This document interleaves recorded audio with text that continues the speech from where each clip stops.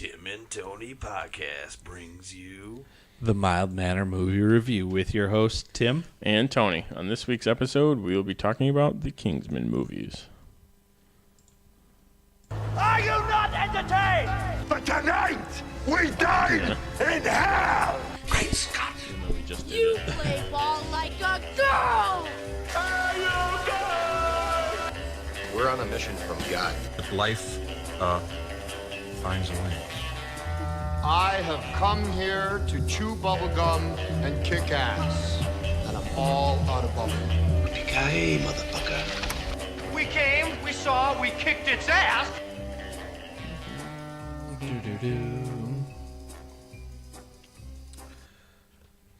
Okay. Starting off. Yeah. Our 100th episode. 100. So we're doing Kingsman 1 and 2. Both of them. Double feature, first time, I think. Technically. Technically. No one heard the other double feature. No. That's correct. We lived it, but no one heard it.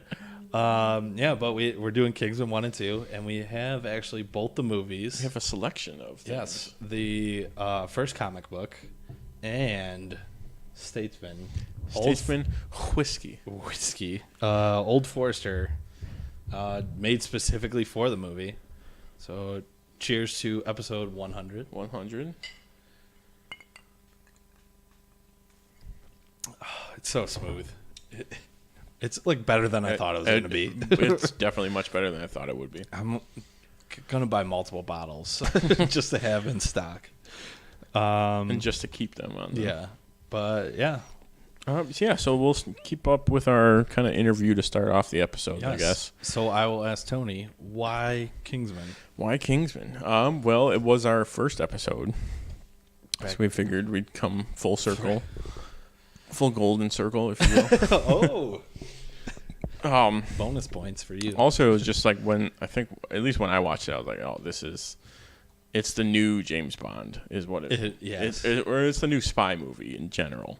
I would say, for me, it reminds me of James Bond more than anything. Yeah, but definitely the new version. And it's funny because I'm pretty sure it's like, what was it, November 2017. Wasn't that when we started? Yeah. It came out probably a week before I bought the mics. And I was like, yeah, let's mess around. We'll just test it. It came out and we're both like, all right, let's get this stuff. Let's see what we can do. We had not picked a movie, and I think our rough draft of an outline was like towards Kingsman. So it was right. Like, let's might as well just make it. that the first one. And it ended up being the pilot episode. Just us bullshit. I think we talked for about an hour. I think the first one was easily over an hour. Just off of our memory. Yeah, of not even like writing everything down. 2 weeks beforehand. Which is awesome. Yeah. And then let me ask you, what's your favorite spy franchise / character? All right, I'd love to say Kingsman, but I can't. I would have to say James Bond. Just growing up on James Bond. Oh, and, yeah. It makes the Kingsman movies a little better. I would have to say character, though. I love Sean Connery as James Bond, but I'd have to go with just Q. And like the 90s Q. The 90s Q from like the Pierce Brosnan might be one of my favorite characters in any. And then if I had to go Kingsman, favorite character, I could steal yours, or I can make you think of a new one. But you could do it because I could probably think of another one. No, I'm gonna go with Champagne. Oh, okay. A little left field, or Roxy close second. I was gonna say that Merlin is beyond number one. He's on his own level. He's on his own level. We'll definitely talk about that. But Champagne, I loved. Jeff Bridges was amazing in this. He played it perfectly. Your favorite? My favorite spy franchise and character in that franchise, and then Kingsman. Character. Before, you know what? I'm gonna go with before, like recently. It was definitely Bourne. Bourne, yeah, okay, would be the favorite franchise. Character Bourne. Definitely Bourne. Yeah, that's an obvious one. But Kevin James playing Bourne from Parks and Rec. Yes, that one. That one? Okay. And then in Kingsman itself, character besides Merlin. Merlin? We'll go with besides Merlin. I mean, no one really else gets. For as much as people like Channing Tatum, I was kind of like indifferent about it. It was a good inclusion, but I was kind of like, I disagree, but they definitely just misused him or didn't use him enough. Yes, I'll agree with that. Didn't use him enough. So my favorite is going to go with, and I feel like Eggsy would be kind of a. That's not a bad. I mean, yeah. I could see what you're thinking, but that's still a good choice. Yeah, I'm gonna go with Eggsy. I mean, we've seen a full circle You- arc, golden circle arc. He comes around full circle, if you will. All right. What is your favorite gadget in a spy movie? Go gadget, Inspector Gadget. My favorite gadget in any spy movie, it would have to be. You could name a few, because I'm gonna. I know I'm gonna take the masks from Mission Impossible. That's definitely up there. I'm not gonna take one of yours that you took that I was gonna say because that's just too good of one. I'm trying to remember.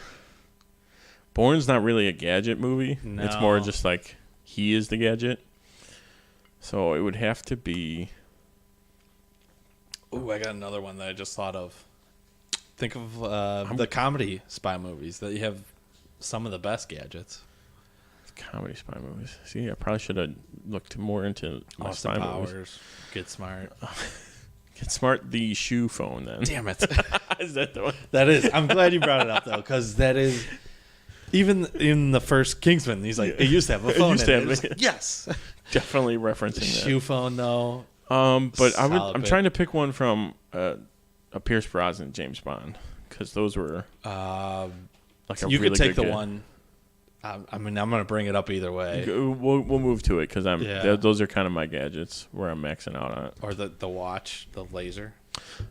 That might have been what I was thinking of. And it's in GoldenEye, the game. Just the watch and the watch in as in general, because Kingsman has a ton of watch stuff. Yeah. Yeah, James Bond's a little more high tech with the laser. But then what is your favorite gadget movie in Kingsman? So just sticking with the watch then? Just Kingsman. And I just watched both of them, so it's not like I should know what. There's not too many. I mean, there's a handful though. Yeah, I'm gonna stick with the watch. The watch. It's a classy look. You can use. It's unsuspecting. Yeah. All right, my favorite in a non-Kingsman is got to be the Aston Martin DB5 from Goldfinger, and comes back in Skyfall. Yeah, I mean, like just ejector seats the James Bond car in general. But that's probably one of my favorite cars. Like the look of it, just great. And then one that we've been hinting at, but GoldenEye, the pen. Yes, just that's the one I couldn't take away from you. Just because like the scene with Boris clicking it is like one of the best. Just scenes. flipping around. I do that with a pen anyway. I'm like, and he's clicking, and Pierce Brosnan's just like, oh god, sitting there counting like, oh shit. Which one is it? What are we doing? And then with Kingsman, I'll go Umbrella, but that's a good one. I love my secondary would be the baseball bat minesweeper. No, it would not. Knife in the Shoe, German aristocrat. Excuse me. Bong. Bong. The Knife in the Shoe that kind of saves him in the first one, and then they screws him over in the second one in the beginning. But they brought it back. They could have brought it back in the end too, when he was like flipping around, kicking around, but they didn't. So, and then non. I already did non. Yeah. So now, who is your favorite villain / henchman in a spy movie? Okay, I thought about this. It's tough. Main villain of a spy movie, Mission Impossible 3. Philip Seymour Hoffman. That's one of my favorites. Probably the best answer. Because he is most serious. I would say a second one. If you don't say it, I'm going to bring it up. From Mission No, Impossible? not from Mission Impossible. From James Bond, a newer James Bond. But then favorite henchman is Oddjob. Well, yeah.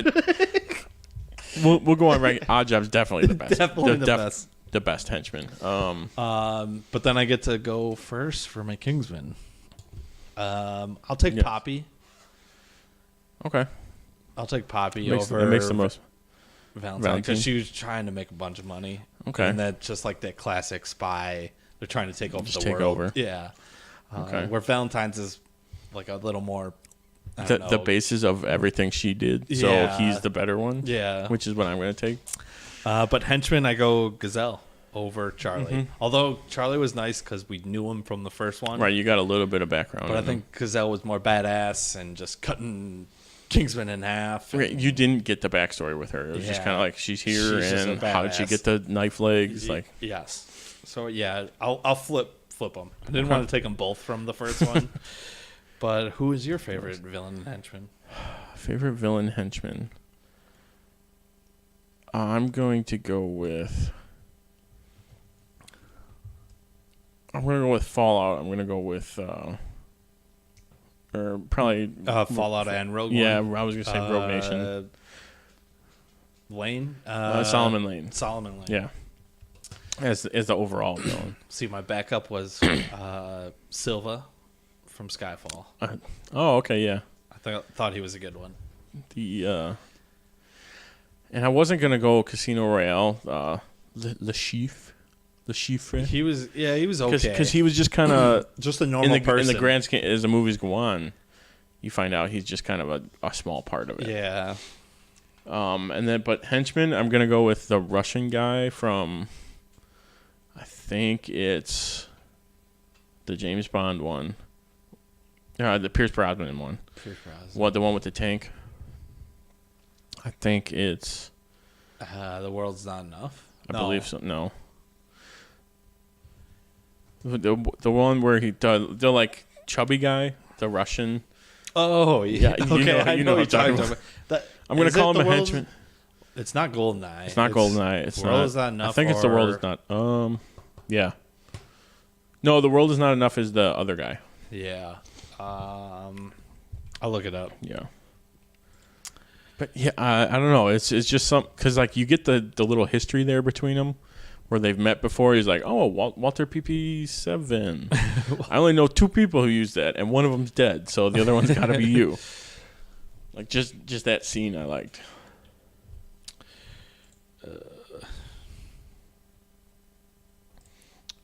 Tomorrow Never Dies. Yeah. I think that's the one.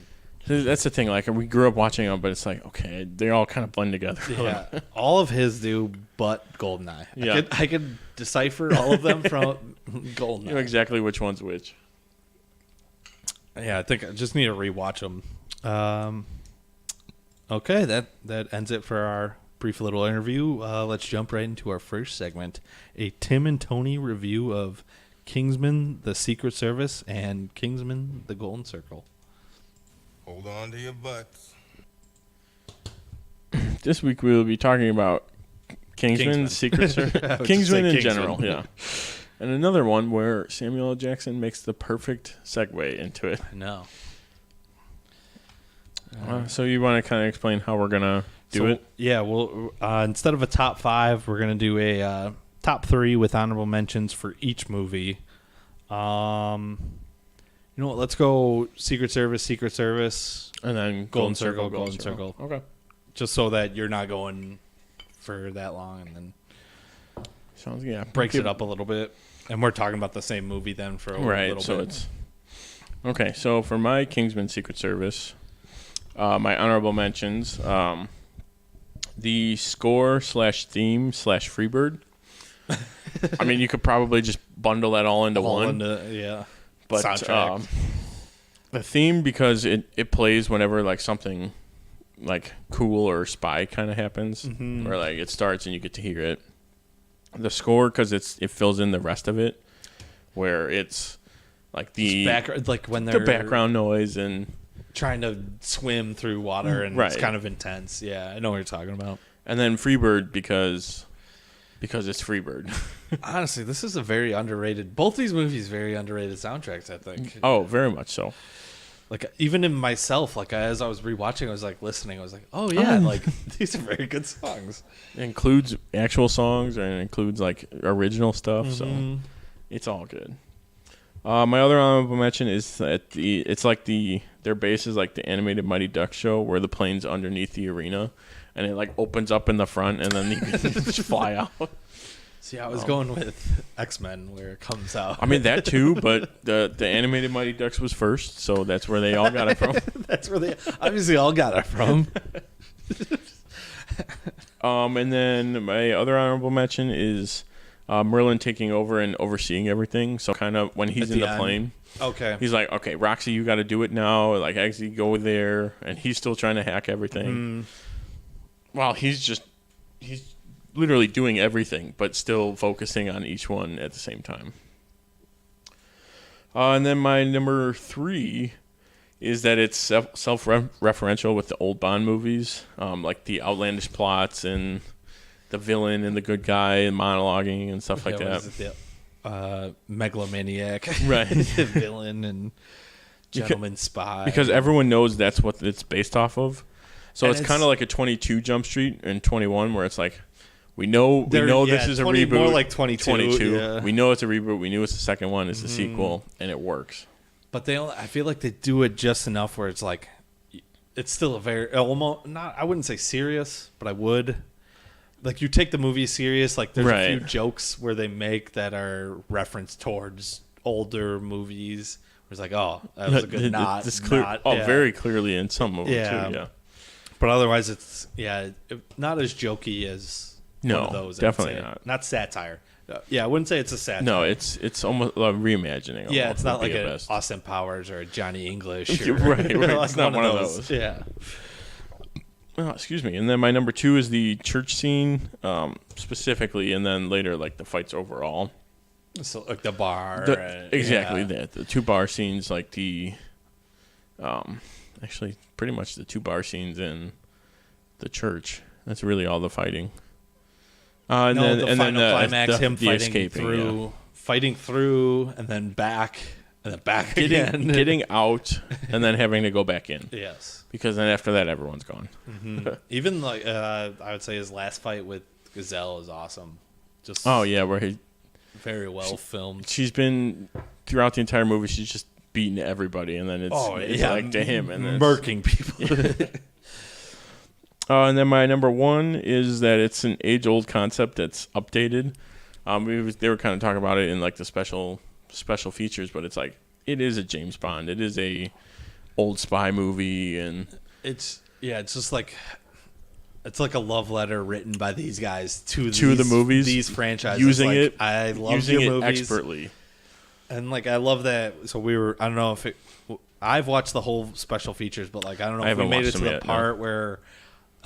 It was Mark Miller and Matthew Vaughn like sitting at a bar after Kingsman or after Kick-Ass, and they're like, "Let's do a spy movie," and like that's how it started. This is gonna be, and that's how it started, which is crazy. I did not get to that point, so no, I'll have to get there. Yeah. So all right, my top 3, my honorable mentions: the bar fight, as we said, just like out of nowhere. Because I think that's like the first time we see Harry fight, which I love. Oh, yeah, it is. Love Harry Hart, alliterative name, like Peter Parker. You have to. Any hero or like kind of spy-ish has to be the alliterative. The score, that song, I'll always think of Kingsman. Kind of like the Avengers and Star Wars and all that. They did a fantastic. You just hear a little bit of it and you know exactly where it's. And then the cast. I mean, they got Mark Hamill. They got Samuel L. Jackson, Mark Strong, Colin Firth. The other 2 British guys, Michael Caine. Michael Caine. The other British dude from the beginning. Dean. From Pirates of the Caribbean. Corn. No, I'm thinking of Patriot. What's his name in Pirates? I don't know. Admiral something. Admiral, yeah. And then even like his stepdad is the bad guy in Green Street Hooligans. Did you ever see that? Did I Yes. ever see that? Oh, thank God. How Okay. dare you? Okay, good. But he's dear. like the perfect stepdad. Like you wouldn't guess anyone else. Like to beat up on that family. Like this cast is fantastic. You're right. I'm gonna grab a cup holders, but Okay. My number 3 is the head explosions. oh, You just assume that they're gonna be normal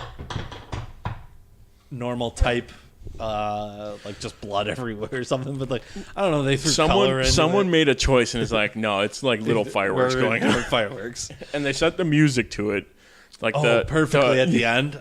It's so great. Someone made a choice and we're like, you know what, do it. Let's see how it looks. And they're like, okay, I like how that looks. And then I would go with like the fights with the guards and Gazelle at the end, kind of like the whole ending, but like Those in specific scene would be like the head explosion, and then we got the fucking spectacular. My number 2 is that so we've kind of been saying it the whole time, but it's a spy movie that knows what it is and it doesn't try to take itself too serious. Like there are crazy gadgets and they're gonna do crazy You moves get everything against in a things. spy Yeah. movie: the gadgets, the spy, the espionage, the grand things. Yeah, the megalomaniac villain. Little nods at it. Like, I don't know, just like, even he mentioned, I mean, we said it already, he mentions it used to have a phone in the shoe. It's like, that's a Get Smart one. And Yeah. then, like, they're nodding at Bond, like, the whole time. Most of the time, yeah. Just, I think that's why it's one of my favorite spy movies in general, just because Yeah. I love spy movies. And then number 1 is the church scene. Just like it feels like it's one take too. Like I think it came out right around that time Daredevil did when they did the one take shot, when that was like the real popular thing to do. Yeah, and it feels like it is. And I watched the behind the scenes shows, like they were like, oh, we cut it like specifically so that it looks like it is one take. And the guy filming it, it's like an older guy, like he's jumping around with the camera, and I was like, oh my God, this guy's gonna pass out before anyone else does.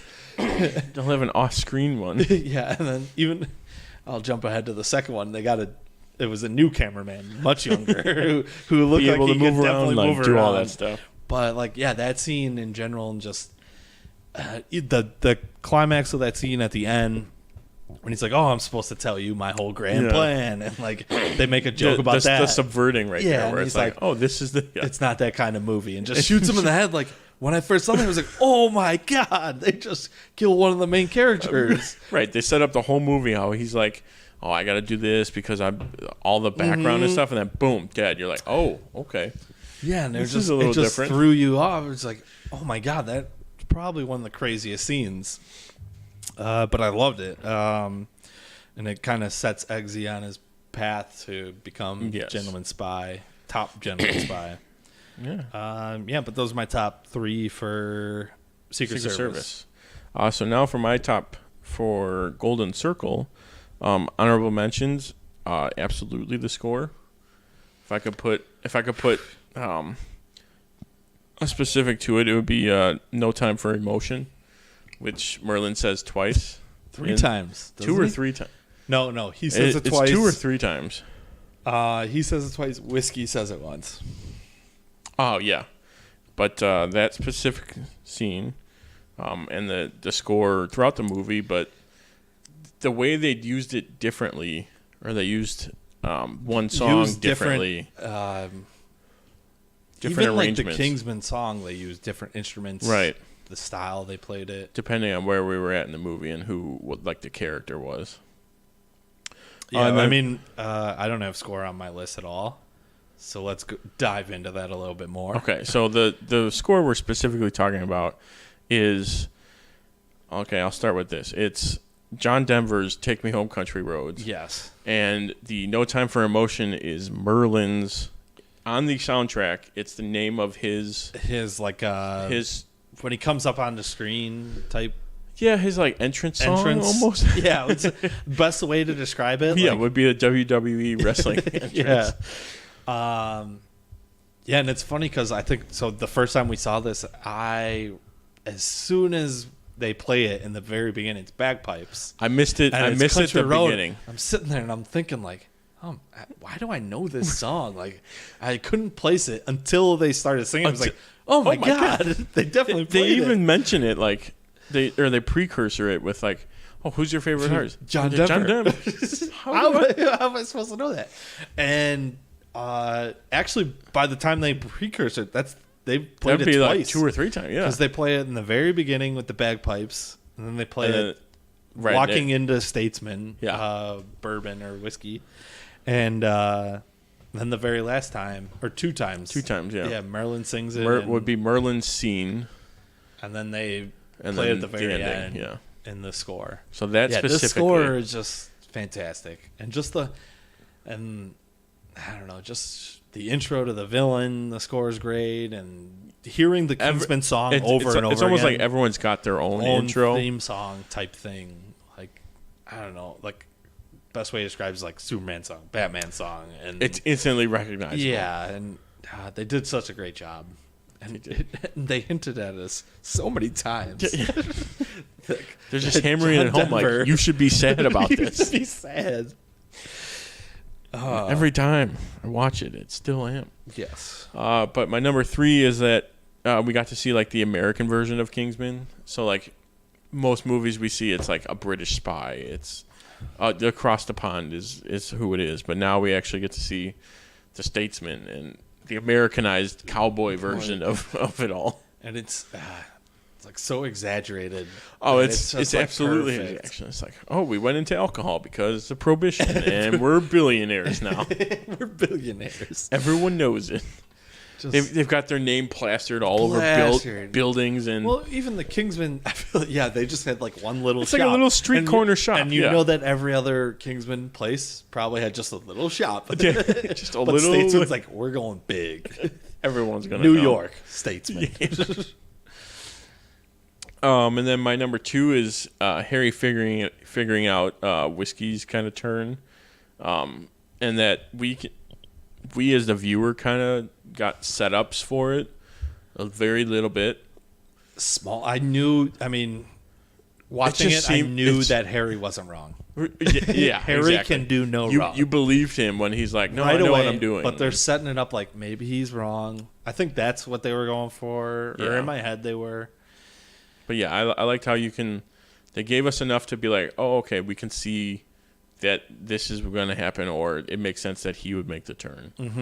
And then Harry just being like, no, I know what's going on. Like, And it was nice to show. and like To show even that. when I knew like Harry was right, I did assume he was either working with Poppy or the president. I think and the then, first like- time I was like, oh, he's with the president then.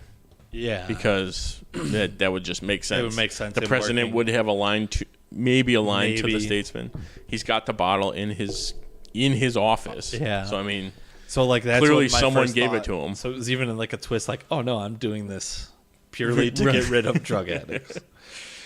and then my number 1 is just Merlin, and I will leave it at that. I will leave it at that. Great number 1. It's too painful to bring up. All right, so my top 3, my honorable mentions: the bar fight in Kentucky, Merlin doing the manners, make it the man, and getting punched in the face like right after, Oh, like immediately, yeah. and then we get to see like the American version of that with the lasso and the bullwhip, which is awesome. Yeah, all their small, tiny gadgets. Yeah, the score, which we hinted at. Yeah, Or we talked about. I didn't want to put it twice, but it was just that good to be able to put it twice for each movie. I think, I should have put it as number 3 for one of us should have put it. Yeah. But it would be a top 5 for sure. But the cast, I mean, on top of the cast that we already have, adding everybody in, so Adding- like seamlessly too. yeah, Channing Tatum, Pedro Pascal, Halle Berry, and Julianne Moore. Julianne Moore, and I'm blanking on the dude. What other dude? Champagne. The dude. I'm not even gonna help you on this. You're blanking on the dude. His name. Tron. Blank over troubled water. Jeff Bridges. Thank you. I'm just thinking of his. I was like, every time you kept saying it, I was like, yeah, I know every character he's played. I just can't think of his name. But like Obadiah him alone, Stane. Obadiah Stane. Like that whole cast on top of the amazing cast they already had. Yes, is unreal. You're absolutely right. Oh, I was reading the wrong one. But number 3. It still applies. It still applies, actually. But getting the antidote would be another honorable mention. Them fighting whiskey at the end. Yes. And then callbacks to the first, which be fucking spectacular. Right? Just all that. Number 3, breaking into Poppy's lair, which I'm going to start with them hitting the baseball into the donut, using the suitcase with the machine gun in it. That's like a cool, awesome. like he's like reloads it out of one and puts it in the other, like just and flips it around, going with it, and then turns it into like a massive shield, a full body shield, which is awesome. And then you got Harry using the umbrella with like things we haven't seen before. When he shoots the guy, like is right there, and he shoots the whole umbrella into the guy. Uses the it's like a retractable of the umbrella hook to grab the gun. Like just so many things. And then I don't know if they're shooting the gun at the scissors and it kills the guy. Yeah, they're shooting the support of the scissors and it killed just right through both of them. When he uses the box and the rocket launcher comes out, just the faces of the henchmen like like all jumping, and then the one guy holding the rocket launcher just like explodes. Like, oh no, just like one of those like. It is one thing. It is so very perfect. very gratuitous too. Like where you could see like blood spatters, which are clearly fake, but you get to see it and like it's very visceral when it does it. But just like them building up to that, and then just breaking he gets the Poppy, and then we get to Elton John. And I can't believe I didn't put him in, but all right, so I'm going to use it on mine. But we get like the Elton John playing Saturday, and he's like Wednesday nights. Right. Isn't it Saturday? Isn't it Saturday? What's today? Wednesday. Exactly. And he stomps on the guy and punches you. Fuck you. I'm going to throw an honorable mention that Elton John says "fuck you" like 20 times. A lot. Yeah, it's my favorite. But like that whole break-in all the way up until they get the code, like that whole climax is just fantastic. Like it's like 20 minutes of just it's pure, a good portion of it pure too. Awesomeness. Also, like these movies are decently long. They're 2+ hours almost. Just over 2 hours for the first one. So like it's like 2:08, but like credits are probably 8 minutes, and then this one's like 2:25. So like 20 minutes down of from like 340. Oh yeah, down from 340. Just that whole final climax of the movie is fantastic. I mean, was it Eggsy fighting Charlie? Yes. And then you finally get the payoff between it. He's like, "This is for Roxy and JB and Merlin." just for everybody and for Kingsman. And snaps his neck, and that's that should be higher up on my list. But my number 2 is that they're building the universe of Kingsman. So we got the Statesman, and I actually did throw the cast in here. So my cast was number 2. It was a little bit higher. But like we got to see like them in Kentucky, and they have the same gadgets. And I think we were talking about it earlier. Like, so they do a prequel to Kingsman.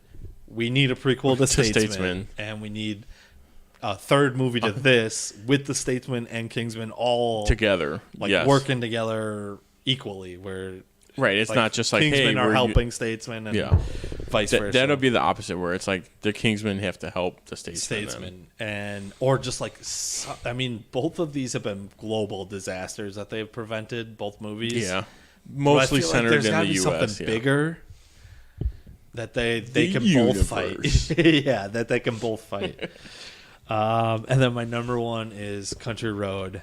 Not only in the score, which is great, but Merlin at the end when, I don't know, just like the most, probably one of my, not favorite, but like saddest, both deaths in a movie. I could see in a movie. Favorite, yeah. That Favorite. And just like the way when it makes sense in the world where it's like, no, like your father did this for me. They built that. It's like, no. And then I love that, like, Harry's like, it was a mistake I made. Right. It should be me. It's empty. Yeah. He just gives it to him. Even like, no, carry on. The mission comes first. Like, yeah, I'm fine. I'm expendable. Even and though it's we like, built and it's up. one of those, and even like, and then I think about like the earlier scene where Merlin's like, don't get emotional. It's like the situation calls for this. Yeah, it's like, then when we're done, you may shed a tear in private. Yeah. Like it just comes up to that. And even like the conversation with him and Ginger Ale, where it's like, do you ever? She's like, don't you ever want to get out there? He's like, no, I want to be right here. I want to be right here. Yeah, that, and then like right before he starts singing, he like looks at both of them. They each get several looks of like just two different looks. I think it's like one look before he starts singing, and then one look in the middle of singing. Being like, okay, now it's time. Like, I was like, oh my god, there's a switch that turned the minds off. Just leave them there. Your watch can do so much. But all right, would you want to see him come back? I would, but I think it would diminish it for sure. But Harry died in the first one, and it doesn't diminish the first one. Or just he becomes an AI or something. Oh, I like that. He's I like that a very lot. very computerized. Kind of like a Jarvis. Yeah, maybe not like exactly like a Jarvis, but like a, hey, this is the tech center, and it's Mark Strong talking. Right, either that or it's like he had a plan of, if I were to die on this mission, like this is my recruit, this is my next person. I like that. And it's Roxy. Boom. And it's Roxy. Roxy's still alive. And every time I watch it, I'm kind of like, no, maybe she's not, because the entire building 600 feet below her fell. So, I mean, we kind of saw, we kind of didn't. I'll believe either one you tell me. Yes. But those are my top 6 for the movies then. Yeah. So now we're going to talk about a few problems with the movies, which it seems like we really don't have a lot, but that's how it goes. Yeah. My number one is actually from the Secret Service. The like hand grenade, the little gold thing. The timer seems to get shorter as the movie goes on. Like at the beginning, he does it and it takes 5 or 6 seconds. And the next time we see it, it's like 4 seconds. And then when he throws it up above him, it's like he throws it, boom, and then it explodes. Well, I don't know. Unless there's a different setting that they didn't tell us about. A setting these 2 seconds. Yeah. It's how many times he flicks it. But then even this, and then in Golden Circle, there's another scene with it where his buddy flips Brandon, it open. and it's a very long time. That's a long time.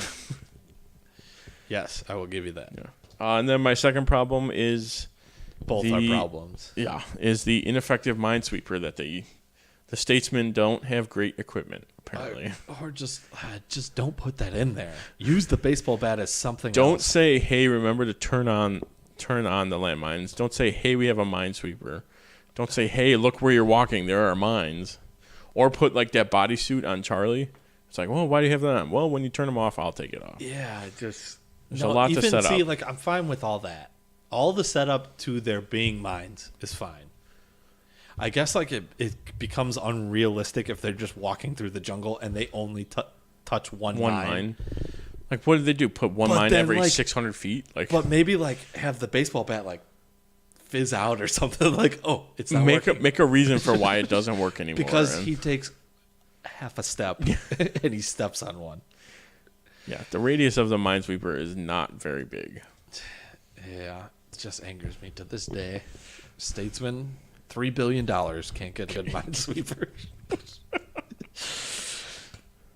Okay, so mine is, I mean, yeah, I can nitpick the movie, and we kind of just did. Yeah, it's more a nitpick. And it's like clearly they made it so Merlin would have lived, and then after they tested, they're like, yeah, okay. Yeah. But mine is that we're getting a third movie in 2020, I believe. I think so.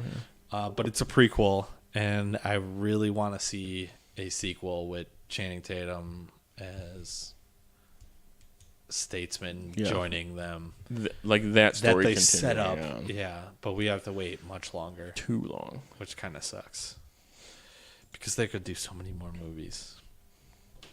They could probably do like a James Bond-esque where it's like a new Kingsman.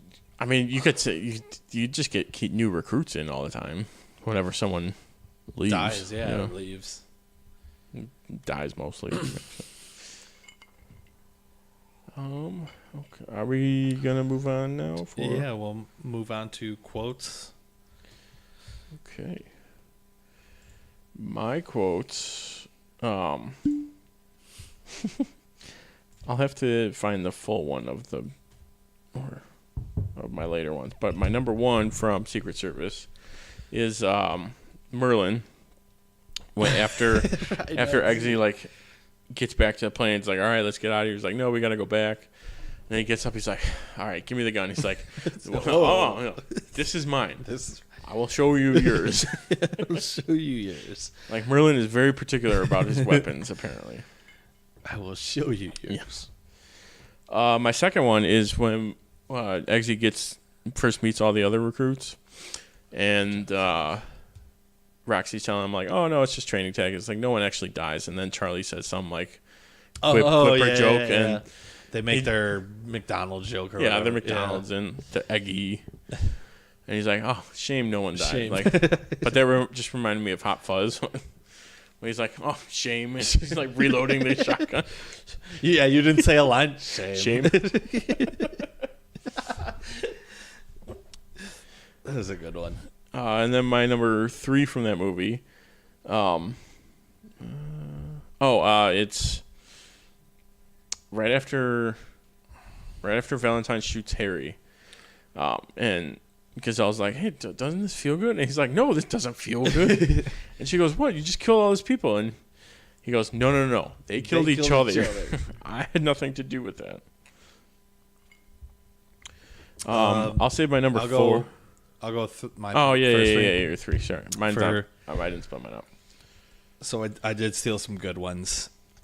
Yes. My first one is it's either Harry or Eggsy from the beginning or the end, but he's locking the bar door. Manners maketh man. Like I love that they lock each thing in between. Side. Yeah, he's like, do you know what that means? They all kind of look around. He's like, let me teach you a lesson. He flings the glass back and hits the guy in the face. He's like, we're gonna stand around here all day, or are we going to fight? Manners fantastic. Maketh man.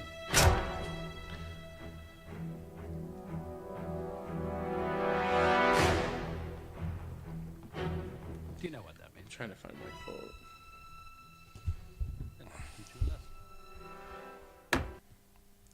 Just and like Eggsy does it, and then fucking Harry does it again in the second one, and then Pedro Whiskey does it, kind of like a shorter version of it.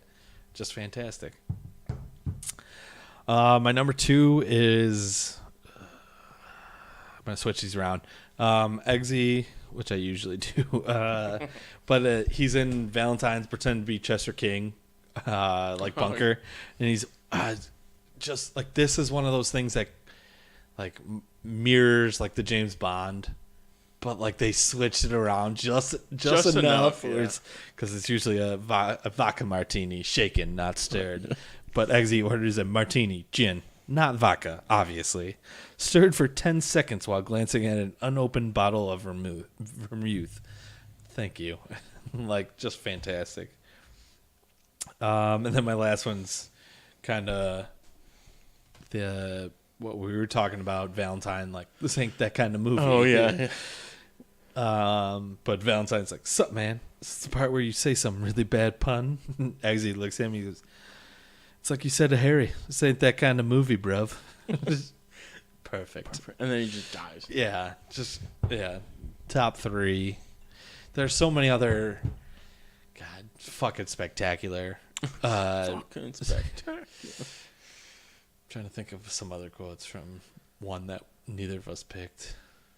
I think there was a couple I didn't write down. Posh Girl's like a little bit of rough. Yeah. Just love that scene when they're all going after the same girl.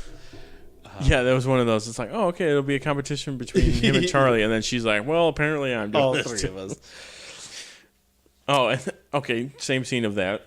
When Charlie's like on the train tracks, and the guy's like, "Is Kingsman worth it to die?" He's like, "Fuck no! I'll tell you whatever you want." I was just like, "Fuck yeah!" There's so many good ones. Fuck, and we just watching them. Also, I just kind of put this together, but Arthur picking Charlie as his kind of sets up that he's. Oh the my bad. God! Yeah. Just realized it. Wow, yeah, that is a good point. Didn't even realize. Who was Rock? Well, even she was, even says like you can't. They're not supposed to say who they're. They say who it was. It must have been someone who wasn't there. No, they say like the code name, but I can't remember. It's like, congratulations, Galahad and something. Oh yeah. It's gonna kill me now. Percival. Was it Percival? It was Percival. It's the only other knight I know. I remember that because I'm like, oh, it's like Percival. Percival from Ready Player One. Very similar. All right, but your 3. My 3. Golden. The Golden Circle one. So it's when Merlin and Eggsy get captured, or they go to Statesman, and then Channing Tatum captures them. And Merlin says, "Look, for the last time, we have nothing to protect but our honor. So you can take your cheap horse piss that you call whiskey, which, by the way, is spelled without an E, and is nothing compared to a single malt scotch, and you can go fuck yourself." You can go fuck yourself. And then what is it? No, Eggsy's like me. He's like, "No, I love a Jack and Coke, bruv, but I do agree with the part where you go fuck yourself." And then my second quote is, "What happens at Glasto stays at Glasto." What happens in Italy stays in Italy. But that was just a nice scene because it's like Charlie realizes, okay, he hooked up with my girlfriend. Yeah. And then she realizes, like, oh, he screwed me over. Yeah.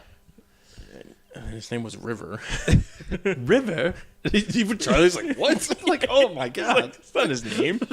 That's not his name. River. But yeah, that was a good one. And then my last one is when Merlin actually gets the suit up. And Eggsy goes, "Looking good, Merlin." And he says, "Feeling good, Eggsy." It's kind of, it's the opposite of what he said. From the just one of those nods to the first one. He's like, "Looking good, Eggsy. Feeling good, Merlin." All right, my 3. It's tough. But I'm going to go with one scene we did not mention. I'm going to start at my bottom. My 3rd. The Doomsday Protocol, which I'm surprised neither of us picked. Right. I think it was just like, I'm not going to pick it. To save yeah. it for you. Like, save it to you. Yeah. But like they find the bottle of Statesman and they're just cheersing to fucking Roxy, Kingsman, JB. Yeah, JB. The Queen. Yeah, the Queen. We should do one to Scotland. No, we're good. But afterwards he's like, he's looking at the bottle and he sees the Kingsman logo in the Statesman, like in their name. The bottle, yeah. And he's like, I think we're going to Kentucky. The way it's like way he said, yeah, Kentucky. It's like, and Merlin's like first response was like, fried chicken. I love fried chicken. It's like, no, proper Kentucky. Look, and like they see the logo. So, I think it's bottled in Kentucky is what it said. And the K and the Kentucky K is the Kingsman K. It'd be cooler if it had it in there. I doubt it. We'll know at the end. I'll take years. And then my other one is going to be tequila when they first get to Statesman. It's like, my mama, she always told me us Southerners got our good manners from the British. So I was thinking, ain't that a pity? Y'all ain't keep none for yourself. It's like, y'all ain't ever heard of knocking before you enter? I can't do a southern accent. Southern accent mocking a British. Mocking a British. This is impossible. But I just love, like, ain't that a pity? You ain't keep any for yourself. And then he just, what does he go into, like, how'd you hack Taylor's hacked a biometric lock? Y'all don't just look like Taylors to me. But yeah, that Channing Tatum was great in this. And then my number 4 is Elton John and Harry right after they beat up, I believe it's Jet. Yes. Benny was still charging. Was charging. But Elton John looks at Harry. He's like, now go off and save the world. He's like, if I save the world, can I have 2 tickets to your next concert? Elton John goes, darling, if you save the world, you can have a backstage pass. He like blows a kiss. Gives him a little kiss after. And just like that's, see, I think we all picked quotes that like they mirror the first one. It's like, yeah, if you save the world, we could do it in the butt. She even brings it up again. She's like, well, you know what that means if you save the world. And he's like, oh, okay.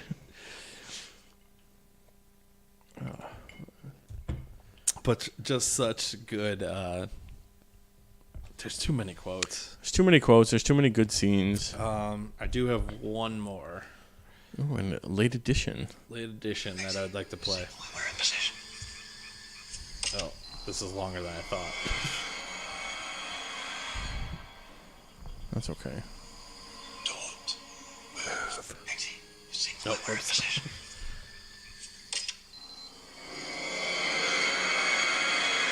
It's like the build up from the score. Don't move.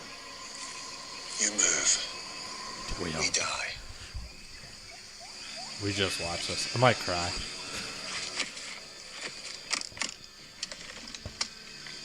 Luckily, I have this.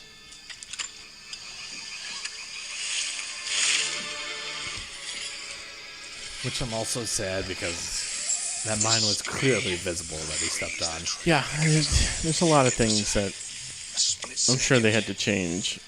So on the count of 3. Especially after the first viewings and stuff.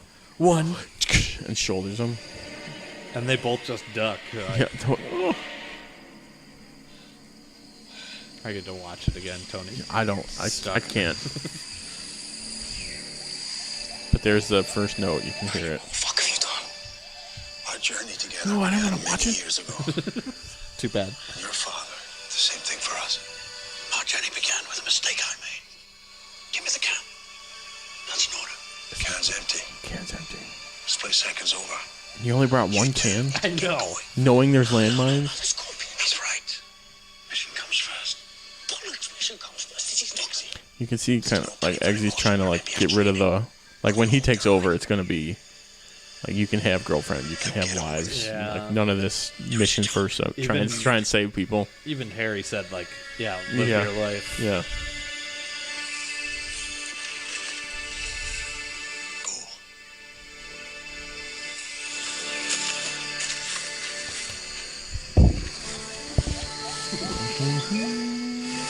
It's been an honor. Good luck. Also, they say good luck before they leave to anybody. It's like they're violin. They play it so good. They play it so good. It's perfect.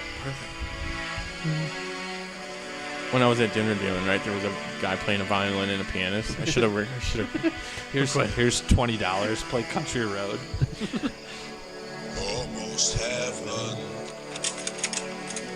West Virginia. Blue Ridge Mountain. Shenandoah River. Poppy, come in. Roger. Are you expecting another lawyer? There's a guy here singing. Singing? Like a breeze, country road. He's just it's like he's in a show too. To the place. See, there's him realizing, okay, that's what he's doing. West Virginia. Mama, take me home. Just headbutts the guy. Takes his glasses off. Like, I got this. Puts them back on. And then the eye contact here. Yeah. And the slight nod, like, it's okay. Eggsy's face gets me every time. Eggsy's like about to just fall apart.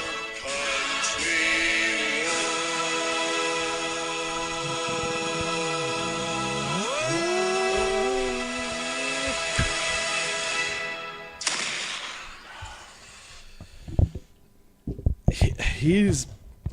I love that you put him as number. I'm gonna shoot back to your number one. My number one. But he's. When I think I first saw the movie, it was like, oh, that's their cue. Oh yeah, Yeah, absolutely. but like guy in the chair, watching, even. Yeah, after watching 1 and 2 multiple times, he's like way more than just a cue. He knows he's everything. Training everybody. He's like the drill sergeant. He is Q, and then he can go into the field like he could do everything. Which you don't see too much. No, you really get everyone gets their own thing or their role, and that's it. Yes. But yeah, those are our quotes. Those are our quotes, and that's all our top parts. So let's move on to some TNT trivia about the movie, starting with Who Am I? Truth is, I am Iron Man. I'm Spartacus! I'm Spartacus! I'd pick this a while ago. I'm Wayne Brady, I forgot who I picked. Is it from both movies? I am the Father. I am vengeance. I am the Knight. I am Batman.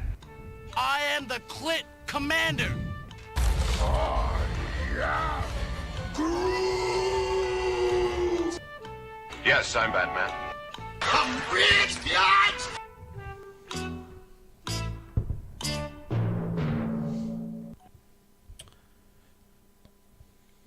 Okay, I think I'm going to go first this week. Yep, with the Who Am I? With the Who Am I? Oh, I've got two people. Okay, I'm going to do this one. My Who Am I? Come on, load up. There we go. Oh. Number 1, Kingsman, the Secret Service. Okay. Number 2, Kingsman, the Golden Circle. Okay. Number 3, The Huntsman, Winter's War. Number 4, Moonfleet. Roxy. Yes. What is when her he name? said Huntsman?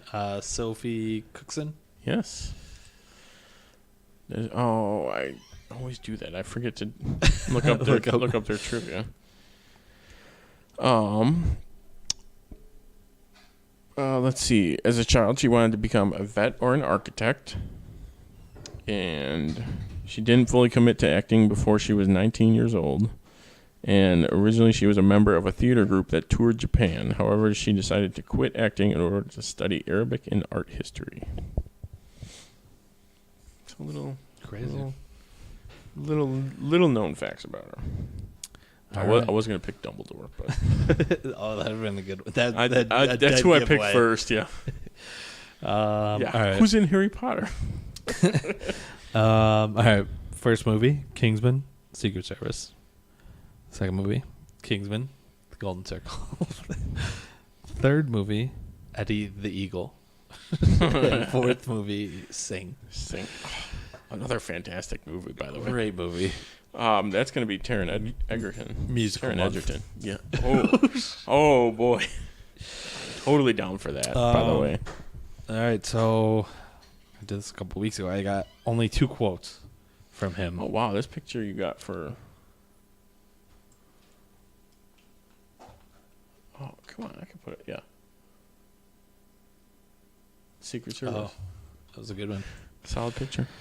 First quote, to see my body transform and then to have that there forever on screen is quite a nice feeling. For generations to come, we can all appreciate my abs.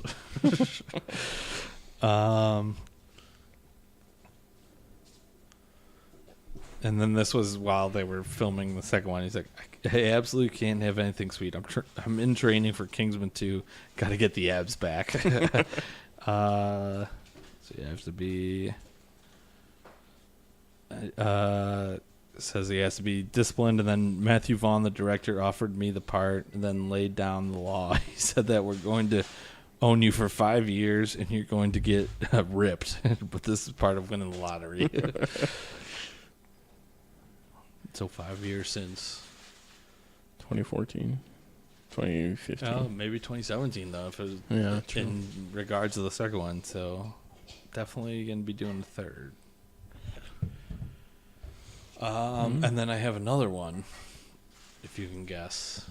My top 4 movies. I can do this off the top of my head. I was in Kingsman, The Golden Circle, and that's my only top movie.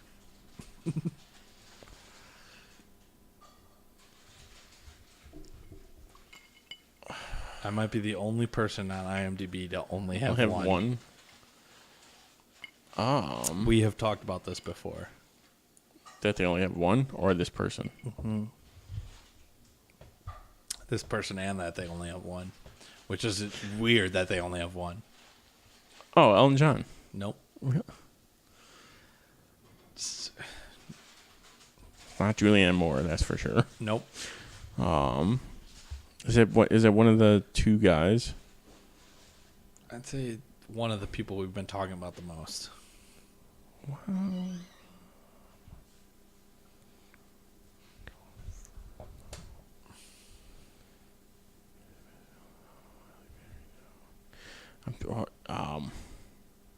What? They only have one movie in their top 4 for whatever reason. You give up? It's not Colin Firth. It's not Taron. It's not. Is it Mark? No. You smirked. I'm going to go with Mark Strong. It is. Huh. Oh, yeah. You know what? I do remember that now. His only top movie is this, for some reason. He's been in he's been in a ton of movies. I thought that's his one random fact.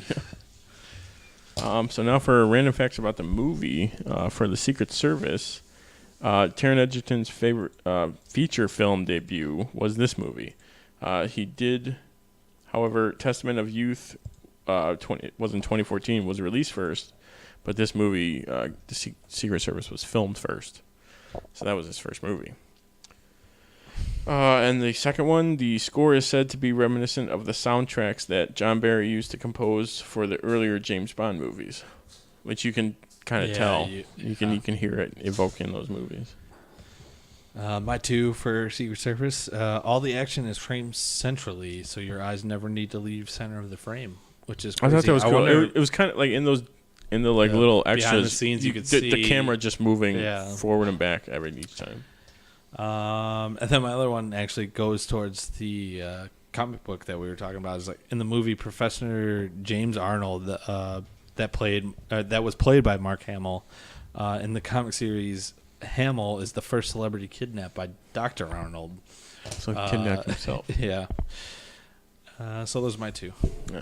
And then my 2 for Golden Circle. So I'm surprised you didn't pick this one. But Julianne Moore based her characterization of Poppy on Gene Hackman's performance as Lex Luthor in the Superman movies. I did see this when I was watching the behind the scenes. She did mention. She mentioned it? Yeah. I mean, it's a good place to pick from. Yeah. And then the non-field agents in Kingsman and Statesman organizations also have code names that are outliers within the scheme. Kingsman, Arthur Galahad, and Lancelot are Knights of the Round Table, while Merlin is not. And in the Statesman, whiskey, tequila, and champagne are alcoholic beverages, while ginger ale is not. Oh.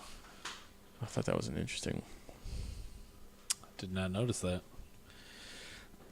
Mine are the opening credits are accompanied by "Take Me Home, Country Roads" by John Denver, performed on the bagpipes, which is kind of we were talking about as a hint towards Merlin's death.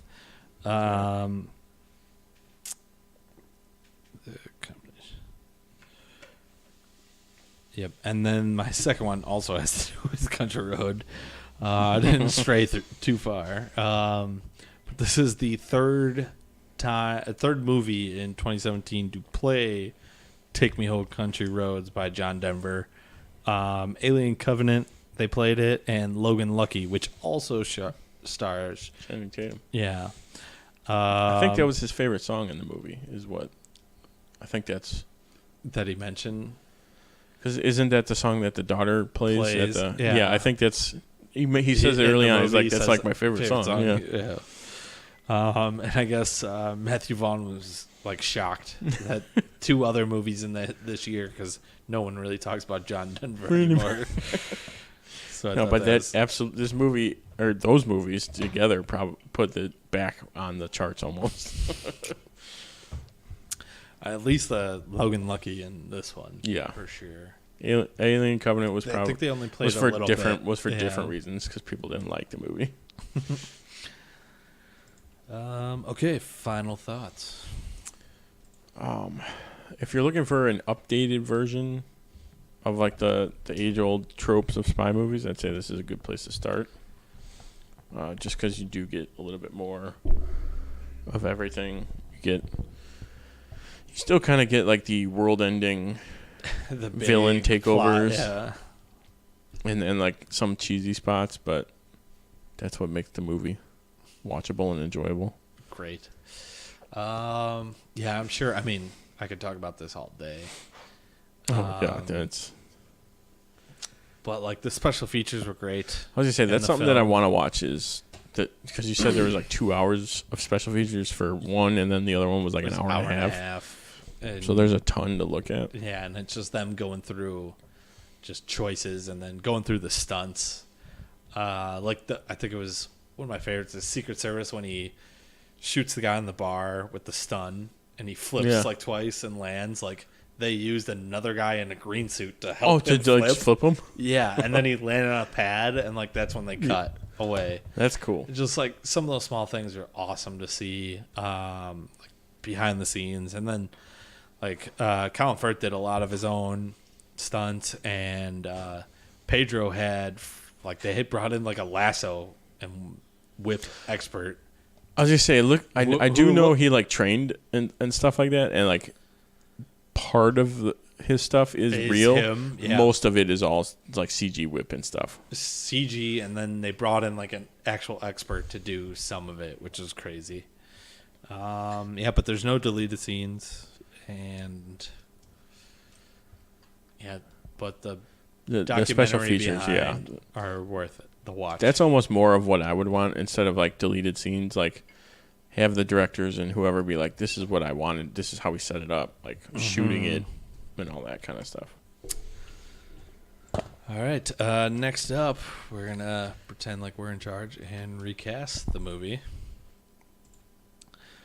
Do you want to switch it up? Yes, we need to switch it up because I don't have anything. I don't have anything written down, and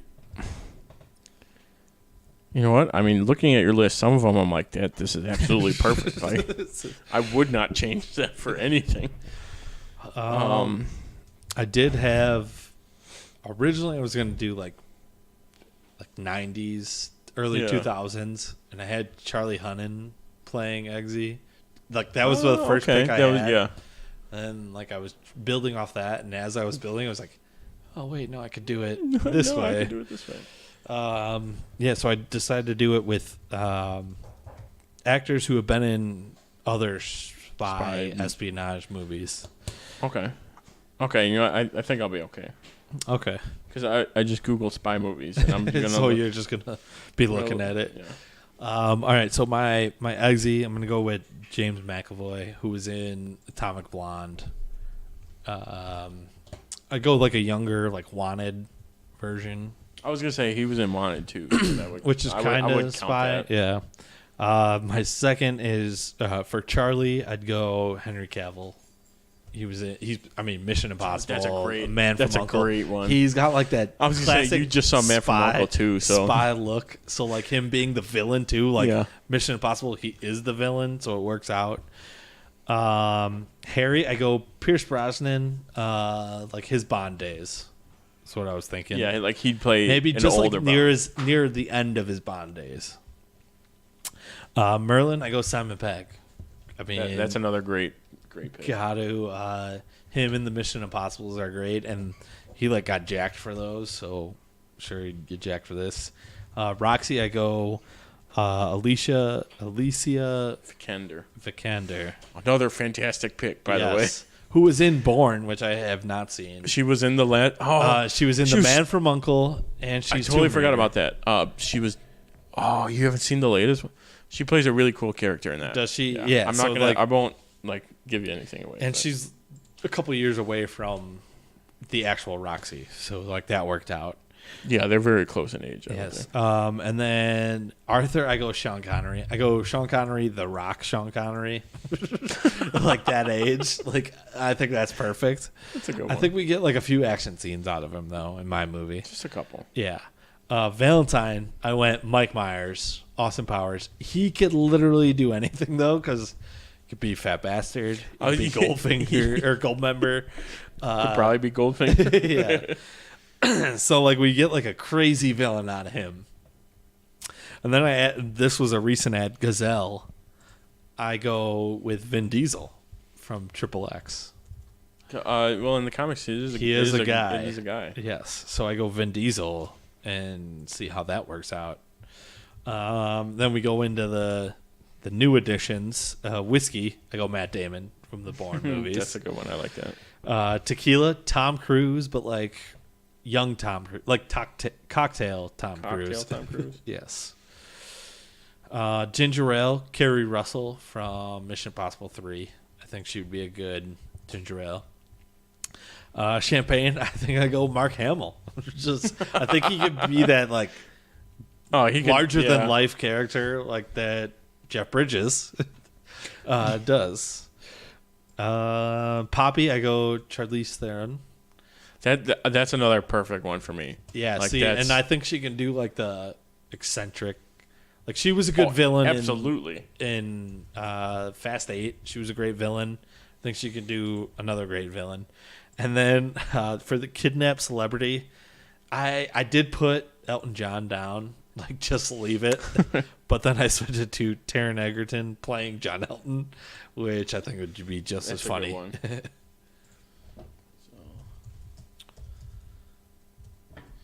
Okay, how about for this, you read off the character and I will read off who I think should play him. All right, so from my list down that order. So yeah, okay, yeah, because a couple of them, 1, 2, 3, 4, 5. I have 6 of them already filled in. Actually, that's kind of a cheeky one. But yeah, go ahead and all right, Eggsy, Jason Statham. All right, I like that. He was in Spy. He was in Spy is what I got him from, and he was in the Fast movies. Yeah, I don't know if I'd count those. Okay, but then he was in Spy. Spy counts. Charlie. I went with Tom Cruise. Ooh, playing he's got that look. He does playing the opposite side, like the bad guy. It'd be tough to see him do a British accent, though. I feel like, or it would be hilarious. Either way. Harry. That's a tough one. You know what? Sean Connery. Ooh, young Sean Connery. Like a younger Sean Connery. Isn't that what? It's close. No, I picked. No, Arthur. you picked Pierce. I'd say Roger Moore. T-Dalt. Boom. T-Dalt. T-Dalt. Oh no. T-Dalt is Arthur. Is my Arthur. Okay. So Harry's gonna be Sean Connery. Sean Keeping Connery. it that. Okay. Merlin. This was the hardest one. This is the toughest one. So before I did the Spy movies one, I had Patrick Stewart in there, just because Gary Oldman. He's bald. Ooh, I like that. He was in Tinker Tailor Soldier Spy. He was. I haven't seen it, but me neither. Where am I? Roxy. A funny answer would be the girl now from Spy Kids. Because she grew up and she kicks ass. But I was another one I was gonna do with Rose Byrne. Oh, I like that. That's a good one. Arthur. T. Dalton. T. Dalton. Give me your best T. Dalton. Valentine. I'm gonna go Matt Damon. I'm gonna pick him for like a Philip Seymour Hoffman type villain, where it's like he's kind of charismatic enough to play the villain. Yeah. Okay. It's an odd choice, I know, but I'm sticking like it. with it. I like it. I feel like he'd be able to pull it off. He could pull it off. Gazelle. I went with Famke Jensen. What's she in?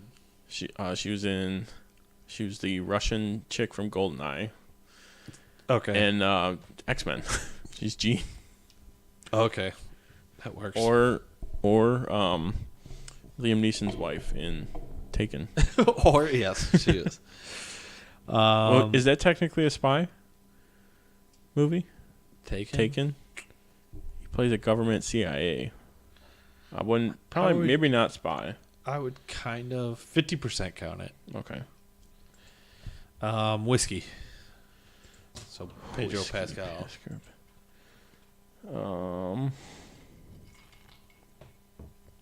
Halle Berry. Oh. So I'm gonna give her the role, but give her the role. I like previous. that. Which she was in this and James Bond. James Bond, yeah. Tequila. See, look, this is the one I thought could be better. Armie Hammer. Oh, that's a good one. Yeah, he's a beastly of a man. He's humongous. So that would just be great to see. Ginger ale. Steve Carell. Oh, okay. You had that like you're lined up, ready. Like I said, I had a couple written down, but I like that. Champagne champ. Who's in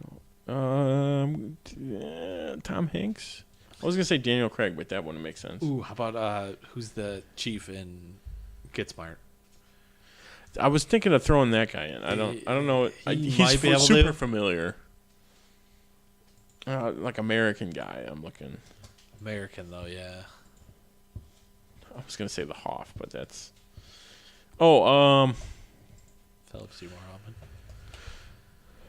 I'm gonna say. I was gonna say Liam Neeson. I don't like him for that either.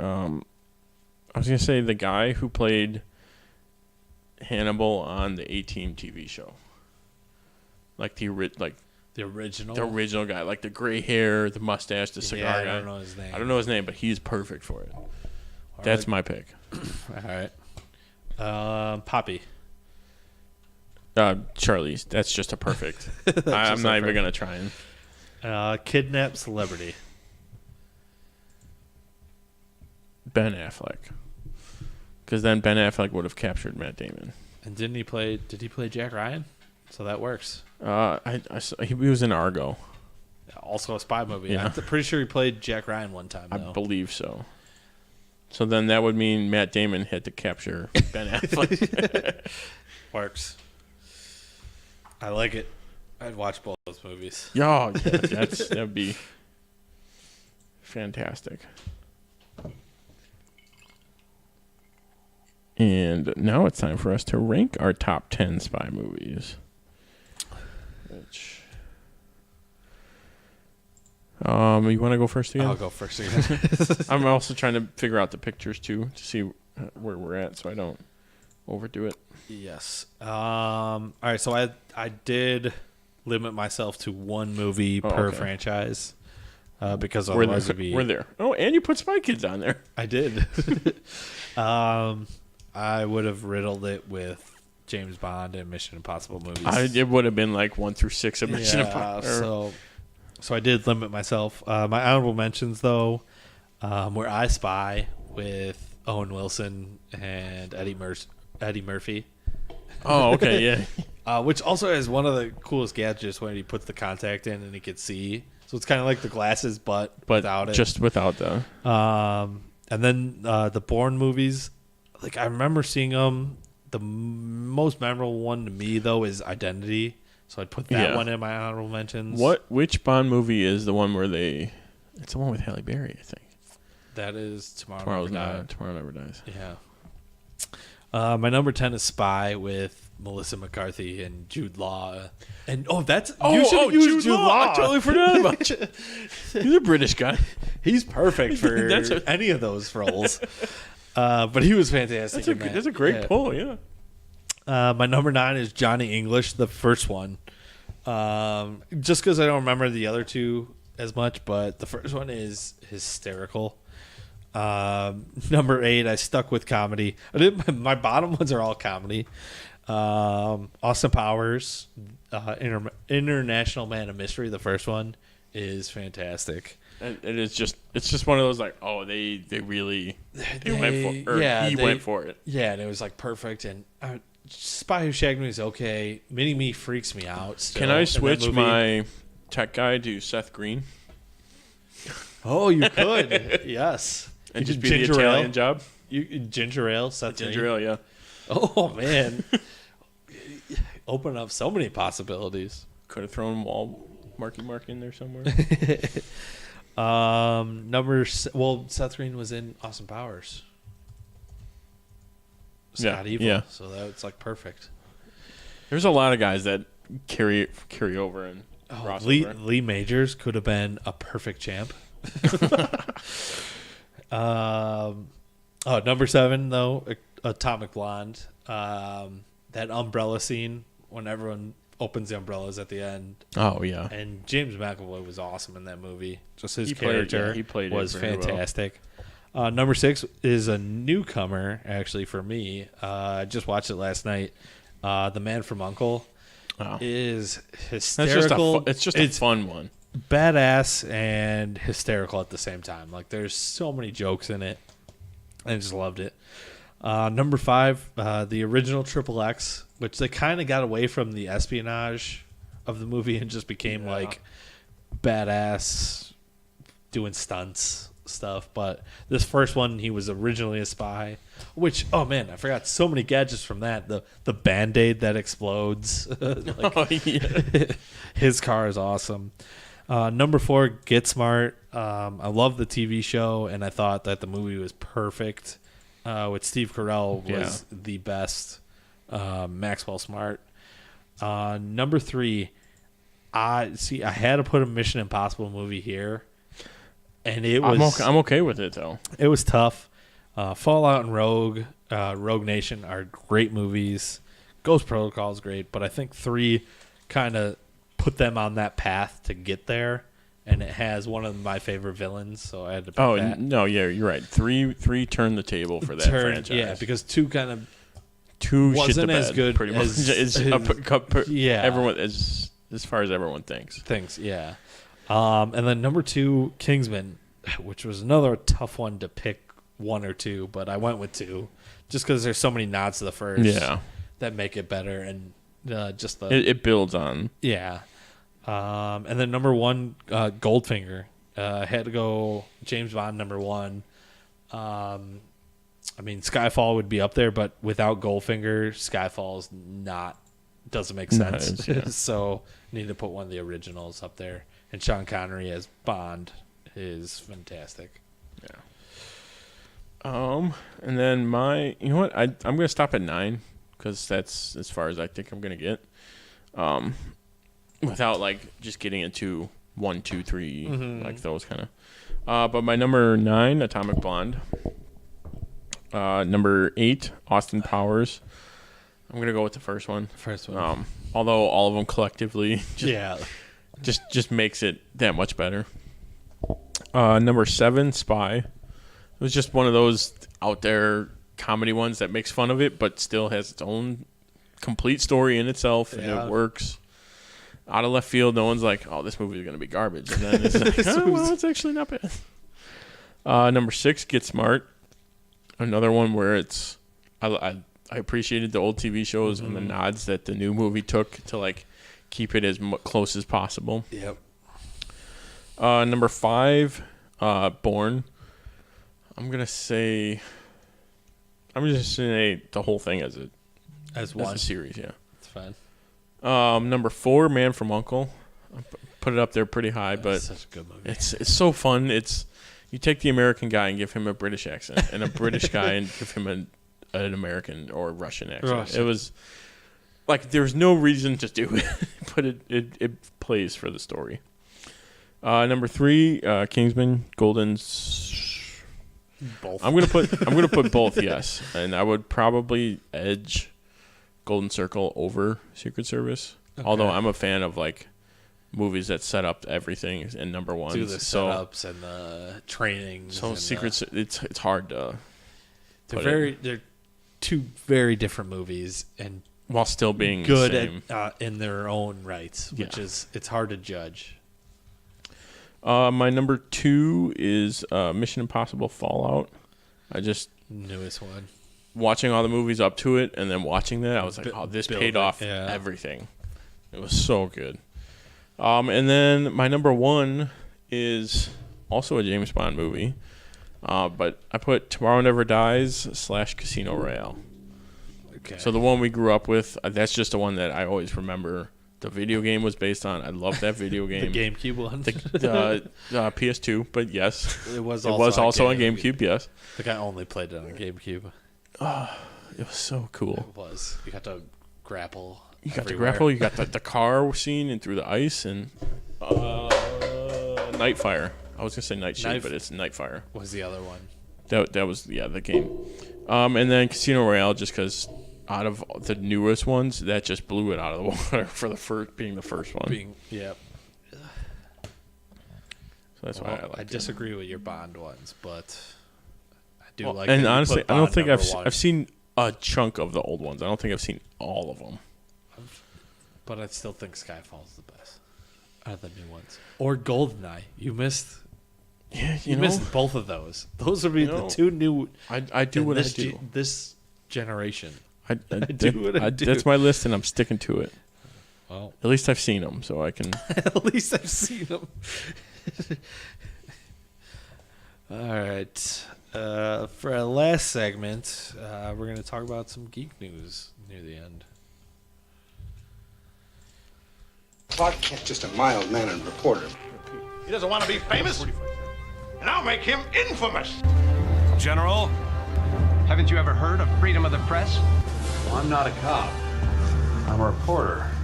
Gossip, rumors, panic in the streets. We're lucky. Vicky Vale. I'm intrigued by Alex's giant bat story, so I've done some... Oh, right. The Batman. Nobody cares about Clark Kent taking on the Batman.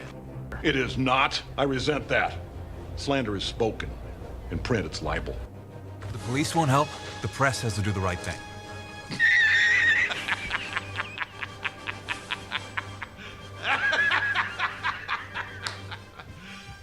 You serious? All right. First up on the docket. I'll wait for Tony.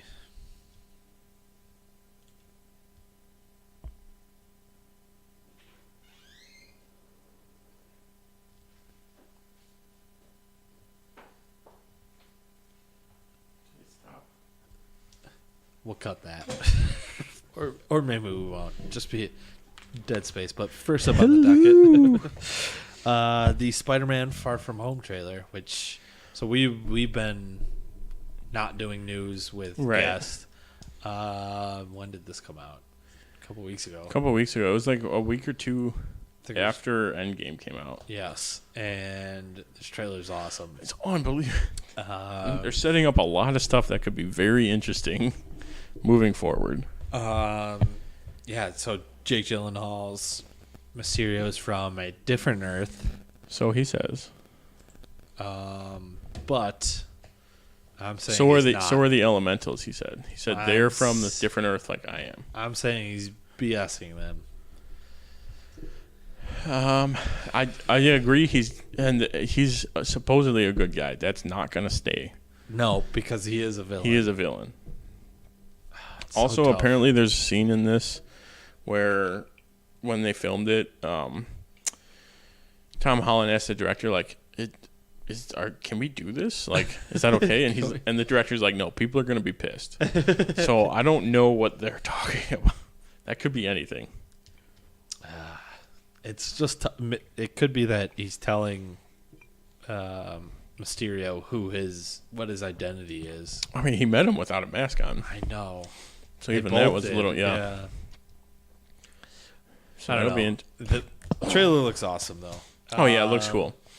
Especially it's going to start right after. Especially Endgame. in the post Endgame world where it's like, so what do we do? And all of them got snapped.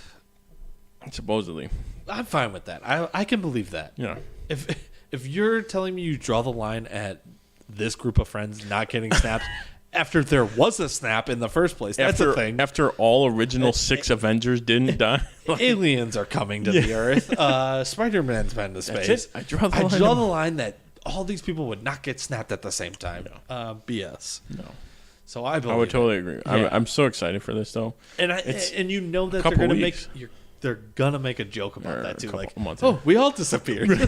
At least Ned's gonna be like, "What are the odds?"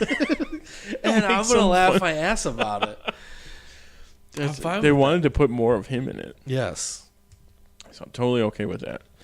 And then some more recent news: Robert Pattinson was cast as Batman in the Batman in Matthew Reeves movie. Yes, I'm fine with this. I'm okay. I think I just saw a meme. It was a picture of Michael Keaton, Heath Ledger, Ben Affleck, Gal Gadot. There was one other one. It was like, we were all said that we weren't going to be good at these roles. And they killed it. Yeah. So, well, even they came out and said that it's going to be like a Bruce Wayne movie, right? Or I don't know what they. Because if they haven't, then they absolutely should do more Bruce Wayne, more Terry McGinnis for him because he looks spot on. I know we talked about totally this. Play that. Terry McGinnis and then Michael Caine or George. I say George Clooney. As Michael Caine, I would take too. Michael Keaton though. Or Michael Keaton. I mean, we could bring him back as Alfred. I'm okay with that. No, Michael Keaton. Michael Caine will be the villain. I'd be down to see that though for sure, yeah, but I don't think they're gonna. Like I said, it'll be interesting to see because if it's the younger years, then totally fine. Even if it's just Batman. The thing is, I think we've seen the younger years. We saw Batman Begins. We've really seen all of the years. We've seen all the years. I just want a Batman story. Just a Batman story off the comic book pages. Give me Hush. I know we're getting the animated. We didn't put it in there, but that was going to be my news. Okay, my second point of news: the Batman Hush trailer came out. That's coming out very soon. It's coming out soon, yeah. And our comic book club is reading that. Yes, which we got might do in conjunction with that movie.